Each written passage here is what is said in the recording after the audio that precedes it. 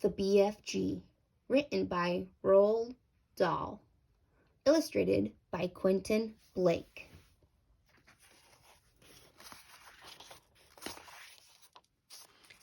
Chapter 1. The Witching Hour. Sophie couldn't sleep. A brilliant moonbeam was slanting through a gap in the curtains. It was shining right on her pillow. The other children in the dormitory had been asleep for hours.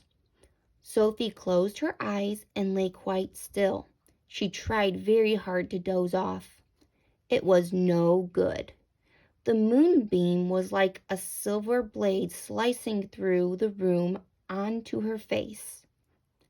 The house was absolutely silent. No voices came up from downstairs. There were no footsteps on the floor above either.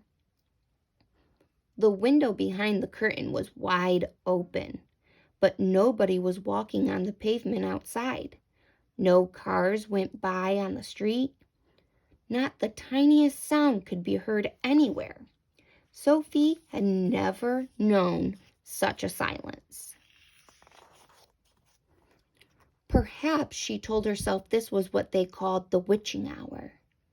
The witching hour, somebody had once whispered to her, was a special moment in the middle of the night when every child and every grown-up was in a deep, deep sleep, and all the dark things came out from hiding and had the world to themselves. The moonbeam was brighter than ever on Sophie's pillow. She decided to get out of bed and close the gap in the curtains. You got punished if you were caught out of bed after lights out. Even if you said you had to go to the lavatory, that was not accepted as an excuse, and they punished you just the same. But there was no one about now.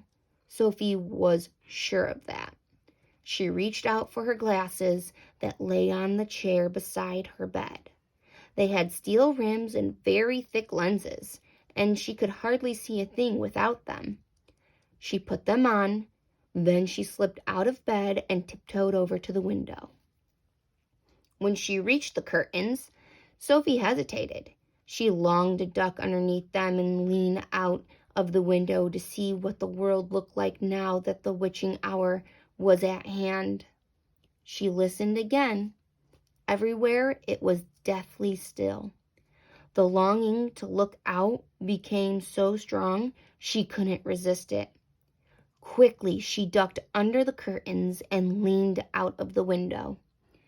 In the silvery moonlight, the village street she knew so well seemed completely different.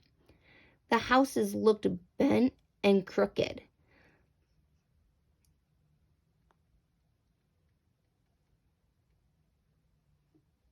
The houses looked bent and crooked like houses in a fairy tale.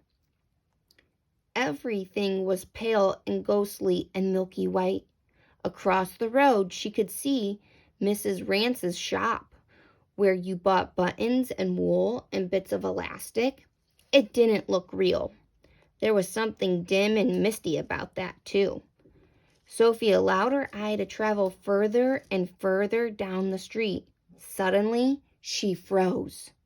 There was something coming up the street on the opposite side. It was something black. Something tall and black. Something very tall and very black and very thin.